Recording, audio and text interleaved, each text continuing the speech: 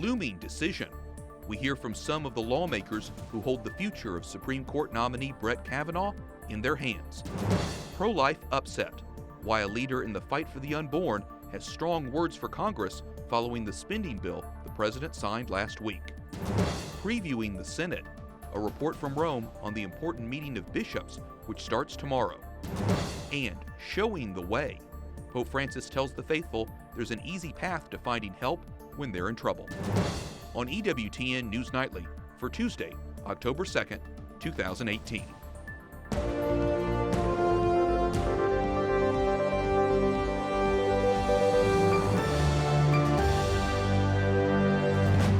Good evening from Washington, D.C., and thank you for joining us for News from a Catholic Perspective. I'm Wyatt Goolsby, in for Lauren Ashburn. The FBI continues its investigation into claims of sexual assault by Supreme Court nominee Brett Kavanaugh. Majority Leader Mitch McConnell says lawmakers won't wait long. The Senate will vote this week on Kavanaugh's confirmation. Capitol Hill correspondent Jason Calvi tells us some undecided senators are waiting for the FBI's findings. Good evening, Jason. Good evening, Wyatt. Kavanaugh's confirmation rests with just a handful of senators. The undecided include a couple Democrats from conservative states and 3 Republicans. Now, 2 of those, Senators Lisa Murkowski and Susan Collins, both say they're satisfied with the scope and pace of the FBI probe. What we need to do is wait for the FBI. Capitol Hill waits. Just do the investigation. Do it thoroughly. And cameras chase the senators who still haven't said if they'll vote yes or no on Brett Kavanaugh. Undecided Republican Senator Jeff Flake last week triggered that FBI investigation. I just hope that we find fact, and I have an open mind, just like I had in the hearings, and we'll see what they come back with. I don't want to prejudge it. Democrats already against Kavanaugh try to pick off on-the-fence Republicans. He has a pattern of making decisions that limit a woman's right to choose. That should be a major concern to Susan Collins. And Democratic leader Chuck Schumer judges Kavanaugh for his angry testimony last week. He sure didn't show the demeanor of a judge at the hearing. There is partisanship. He brought out the most raw form of partisanship. Senate Majority Leader Mitch McConnell accuses Democrats of opening the floodgates of mud and muck. Last night, the New York Times unleashed this major story. Get this. Judge Kavanaugh may have been accused of throwing some ice across a college bar in the mid-1980s. Talk about a bombshell. But the Republican leader promises the waiting will soon end. The Senate will vote on Judge Kavanaugh here on this floor this week. The FBI has wrapped questioning of Mark Judge. He's a key person in the investigation of Brett Kavanaugh. The attorney for Judge wouldn't say what questions the FBI asked him, but Christine Blasey Ford claims Mark Judge witnessed the alleged assault against her in the 1980s. Brett Kavanaugh says he never assaulted anyone. Wyatt? Capitol Hill correspondent Jason Calvi reporting. Thanks, Jason. We'll have analysis of the Kavanaugh nomination coming up a little bit later with Chris Plant, radio host of The Chris Plant Show. The Supreme Court hears arguments today in a case involving an inmate who is facing the death penalty but who can no longer remember the murder he was convicted of committing. Vernon Madison was found guilty in the death of an Alabama police officer in 1985. His lawyers say he no longer remembers the situation because of stroke-induced memory loss. The justices will decide if executing him would violate the constitutional ban on cruel and unusual punishment. In August, Pope Francis strengthened the church's opposition to capital punishment. The Supreme Court weighs in on another issue important to Catholics and other pro-lifers, saying it will not hear an appeal in a case making it easier to restrict abortion in Tennessee. The state changed its constitution in 2014 to make it harder to get one. It was supported by a majority of voters. Abortion advocates said the vote counting system was unfair. A top White House official says Republican leaders in Congress advised President Trump to sign a government spending bill that funds Planned Parenthood. Pro-life leaders wanted the president to veto the bill. White House correspondent Mark Irons gives us a glimpse of behind-the-scenes negotiations. Mark?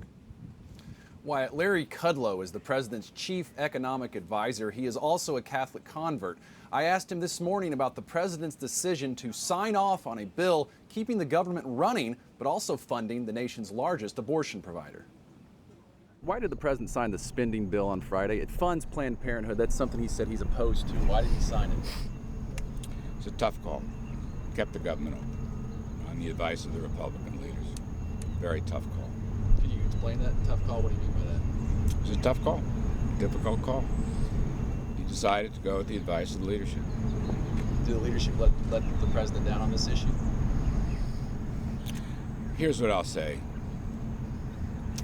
When we turn the page into the next fiscal year, you're going to see a very tough budget from the administration. Very tough budget. And I'll leave it at that. The spending bill Congress sent to the president's desk funded the military and other government departments, but it also failed to block Medicaid dollars from being used at Planned Parenthood. What we were asking for was restrictions on those Medicaid reimbursements, that it shouldn't go to the nation's largest abortion provider. It's an issue that caused Tom McCluskey, the president of March for Life Action, to join with 3 other pro-life leaders and send a letter to President Trump last week calling on him to veto the bill. The letter says, quote, "Due to congressional inaction, getting taxpayers out of the abortion business remains one of your key promises that remains unfulfilled." And McCluskey also tells me Senate leadership failed to include conscience protections in the spending bill, which would protect pro-life health care workers from taking part in abortions. They misled us on this legislation, telling us that, oh no, we'll give you what you want on the conscience protections, just be quiet for now. And I think it's long past time that we're no longer quiet. Tom McCluskey there with the March for Life says personnel is policy, and he tells me President Trump has put the most pro-life people in the highest government positions, but he wants to see President Trump and the administration take a more constructive role when it comes to forming legislation on Capitol Hill. Wyatt. White House correspondent Mark Irons reporting. Thanks, Mark. Our EWTN News Nightly White House team asked President Trump today about his new trade deal with Canada and Mexico and what he has to do to get Democrats to support his trade bill. Oh, I think the Democrats are going to like the trade bill. They already do. A lot of them have come out and said very positive things about it. We seem to have great support for the trade bill. It covers just about everybody.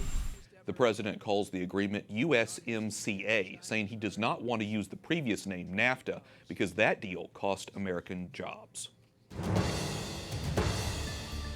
Frustration sets in 4 days after a powerful earthquake and tsunami kills more than 800 people in Indonesia. People are angry after receiving no help from the government. Disaster personnel arrived today to survey the damage. The government has appealed for international assistance. Catholic humanitarian groups have joined the efforts, including Catholic Relief Services. Melania Trump arrives in Ghana at the start of her 5-day tour of Africa. The First Lady greeted children and mothers at a hospital. She also passed out teddy bears and blankets to the parents and newborns. It's her first big solo trip as First Lady.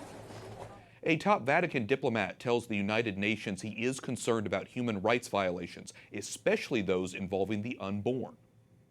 The Holy See is especially concerned about the increasingly narrow interpretation of the right to life, both on the national level and at the level of the treaty bodies and other human rights mechanisms. Archbishop Paul Gallagher also spoke about clergy abuse scandals, saying the Vatican is committed to protecting children and creating safe environments for them. His Excellency also calls for a two-state solution to the Israeli-Palestinian conflict. Pope Francis opens a month-long synod on youth starting tomorrow, but it comes amid ongoing controversy over the clergy sex abuse scandal. The synod will focus on the engagement of young Catholics. Organizers say it would give the Vatican an opportunity to show the Catholic Church isn't just about sex abuse and cover-ups. 266 bishops from 5 continents will come together to talk about helping young people find their vocations in life. Dr. Pia De Salini is Chancellor of the Diocese of Orange, and she joins us from our Rome Bureau. Pia, welcome back to the program. What are your expectations for this important meeting? Well, I think what we're hoping is to find encouragement for the things that we in the diocese are already doing with youth, and which is to model a joyful type of holiness and also to encourage the encounter of Christ to the sacraments. I'm also here with the Center for Ethics and Culture from Notre Dame, and we will be bringing a panel of students for an event this Thursday with Bishop Ona from Nigeria and Bishop Barron from the United States.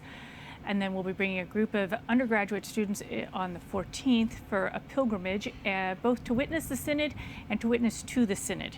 So we're really looking for, just can we reinforce that holiness it's attractive when there are joyful models to follow, and that we all encounter Christ through the sacraments. What issues do you think the bishops need to prioritize, and what issues will you be watching closely?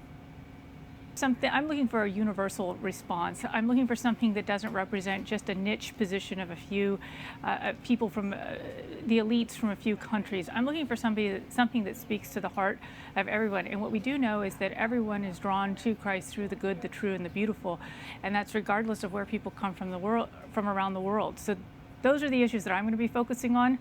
Again, I think we really have to see how does this apply to everybody around the world, and everybody is drawn through these transcendentals. So that's what I'll be looking for. Well, as you know, this synod is taking place at a time when the church is dealing with a worldwide abuse crisis. One American archbishop thought it should be scrapped considering what's going on. How do you think this crisis will impact the discussions in your view? Pope Francis said that the youth are saying to him that they want a new church. I couldn't agree more. I think they want a church that maybe many of us have not seen, one of radical transparency that equates to accountability. And so it's going to be interesting to see how that plays out, because we know there are varying opinions on that. Well, Pia, you know the Vatican well. You've covered a whole host of issues. What do you want our viewers at home to know about this unique meeting in particular? It's going to be interesting. It's going to be lively. Everybody working in journalism and in news will have a lot to keep them on their toes. But I always tell people you need to remember a few things about Rome that apply to the Vatican. And one is that chaos kind of exists here by nature, and so things are going to look crazy. And I think you need to kind of step back and take a deep breath. The world is not falling apart. The end times are not here. Just let things run their course. And if you're not already aware of it, I think you need to study church history, because we'll see the church has been through many, many trials, some even greater than this historic moment. Sure, and as we know, everything in Rome tends to move a little bit slower than even people would like. So we'll be watching that closely and all the developments with the Synod closely. Dr. Pia De Cellini, Chancellor of the Diocese of Orange and the Theological Advisor to the Bishop there. Thanks so much. Good to be with you. There's a lot more to come here on EWTN News Nightly. Coming up, a Washington journalist weighs in on the FBI's investigation into Supreme Court nominee Brett Kavanaugh. Plus, why Pope Francis says the faithful have constant companions leading them to heaven.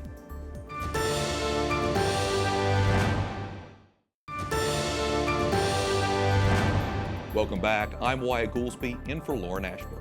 As we mentioned, the FBI is continuing its investigation into allegations of sexual assault against Supreme Court nominee Brett Kavanaugh, and Republican lawmakers say they remain poised for a confirmation vote by the end of the week. For more on this, we're joined by Chris Plant, radio host of The Chris Plant Show. Chris, welcome back to the program. Thanks for having me. As we learned today, the FBI has finished interviewing Mark Judge, that's Brett Kavanaugh's friend, who's also accused by Dr. Ford of witnessing alleged sexual assault. What are your thoughts of the scope of the investigation, how much they can get done or have gotten done? Well, look, the president called for the investigation on Friday. That means it's actually been 5 days, technically, since the president called for the investigation. And if it goes until Friday, that will be 7+ days, depending on how you want to score. The FBI, if they throw lots of resources at this, which they have reportedly, can gather up an awful lot of information, do an awful lot of interviews. If they have dozens of agents assigned to this, they can talk to dozens and dozens of people in a day, certainly in a couple of days. Now, talking to Mark Judge is one of the boxes I think the Democrats wanted checked. They've been very particular about that. And so the box is checked. I expect it will be precisely the same as the sworn statements that he's already given. But let's be honest, the scope, you mentioned the scope of the thing. The Democrats came back yesterday and said, well, we've got a list of 24 more names we want to investigate. The woman, Miss Ramirez from Yale, says she has a list of 20 some odd names of people that she wants investigated. And we know that the Democrats want this to go on for as long as possible, past the midterms, to blow this thing up, and in the hope that they will find some aha moment that will allow them to bring everything to a screeching halt. So that sort of follows up to my next question, because you had mentioned President Trump calling for the comprehensive investigation, saying he's open to that. He wouldn't mind a whole investigation. Right. But obviously, with conflicting situations on both sides, Republicans and Democrats, can anybody really be satisfied that due process has really been carried out by the end of this week? Yeah, well, interestingly enough, I don't think that due process is the goal. I think that process may be the goal, but I don't think that due process is actually the goal. I think the Republicans were painted into a corner last week, and Jeff Flake really sealed the deal on that. Senator Jeff Flake, who is reportedly a Republican, sealed the deal on that by insisting that we pause for a week to allow the FBI adequate time to investigate at first Dr. Ford and her allegations, and then there were two more allegations, far-fetched, both of them, certainly the third one utterly far-fetched. And look, the Democrats want to keep expanding this to slow it down, because that's their actual goal here. Their actual goal is not to get to justice or to truth. They've abused poor Christine Ford from California for political purposes. And if they really were interested in what was right for her, they would have acted much earlier. And there are some senators who are still on the fence. Your gut feeling here, Chris, can Brett Kavanaugh be confirmed? Oh, I think he can. I think he almost has to be at this point. If they don't find anything on Judge Kavanaugh that becomes disqualifying, and they're trying very hard. Driving over here, I was listening to NPR, and they had a whole program dedicated to the idea that Brett Kavanaugh may have misled the Senate about his drinking habits in high school. And I mean, they're going for anything. Right. You're just going to continue. Play this out. It's going to be ugly. It's going to be ugly, and it's going to get uglier. But I do think that the Republicans, they have their voters to think of, and they have the midterm elections to think of, and they really need to get Judge Kavanaugh onto the Supreme Court in order to keep the Republican coalition together. Because overwhelmingly, what is it? 86% of Republican women in a Quinnipiac poll support Judge Kavanaugh. Okay, well, we'll continue to follow it. Chris Plant, host of The Chris Plant Show, thanks so much for talking with us. Thanks, Sly. There's plenty more on the newscast tonight. Up next, what Pope Francis says about our guardian angels and how they can help us grow in our faith. And a discussion on Opus Dei as it turns 90, what members of the organization do and what they're asking of the faithful.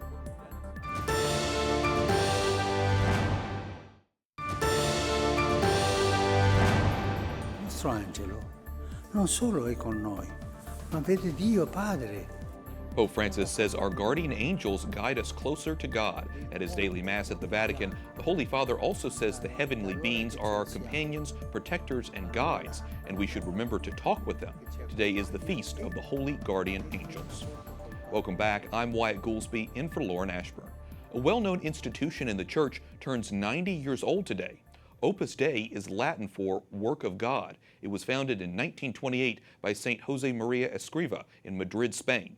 The group encourages people to pursue holiness in their everyday lives. It has nearly 94,000 members worldwide. The majority are lay people. Joining us from Rome is Father John Walk, a member of Opus Dei. He teaches at Rome's Holy Cross University, which is entrusted to Opus Dei. Father, on this 90th anniversary, describe Opus Dei for us. Tell us what members do.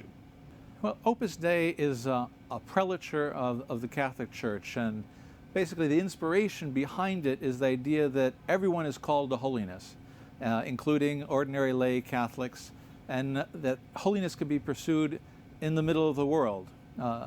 The inspiration behind it comes really from the book of Genesis, the idea that God put Adam in the garden in order to work, and that was the original vocation of man. And then when God became man in Jesus Christ, he spent most of his life in Nazareth working. And in Opus Dei, we're encouraged to imitate that hidden life of Christ, trying to be children of God in the middle of our ordinary daily activities. Well, St. Jose Maria Escriva's approach aimed to transform families, jobs, lives. How do you live this out in your daily life, and how do you pass on the saint's message to students? St. Josemaria Escrivá said that we're called to be contemplatives in the middle of the world. The vocation of Opus Dei was to be a contemplative in the middle of ordinary daily life, in the middle of the street. And in order to do that, of course, you need to have a very strong life of prayer. If you want to be transforming the world, you have to be transformed yourself first. And that comes from a life of prayer, a Eucharistic life, devotion to the Mass, closeness with Our Lady. All of those elements of prayer, the Rosary, the Mass, are crucial foundation stones, really, for the life of the members of Opus Dei. That's what allows them to live as children of God in their family life, in their office, in their work, among their friends. It depends on having a strong interior life. Most members of Opus Dei are lay people. At this moment, especially during this crisis, many are calling for a greater role for lay people in the church. What role should lay people play in your view? St. Josemaria was sort of above, or St. Josemaria was ahead of his time, I would say, talking about the dangers of clericalism. He saw that as a real threat to the life of the church, where the church was seen as being above all the clergy, as opposed to being the entire people of God, and that every single Christian, by the virtue of being baptized, had a vocation to be a saint and an apostle. And that put a lot of responsibility, right, on the back of the lay people in the eyes of St. Josemaria. That we really have to take that calling seriously. And that means, and obviously in the life of the church, sometimes stepping up to the plate, right, in the life of the church and the governance of the church as well. There should be plenty of room for lay people to exercise their vocation in the life of the church. As I say, above all, the laity's vocation is to sanctify their ordinary life, but that doesn't mean that they should be left out of the governance of the church. Pope St. John Paul II canonized St. Josemaria in 2002, called him the saint of ordinary life. What did he mean? What do you want our viewers to know about him?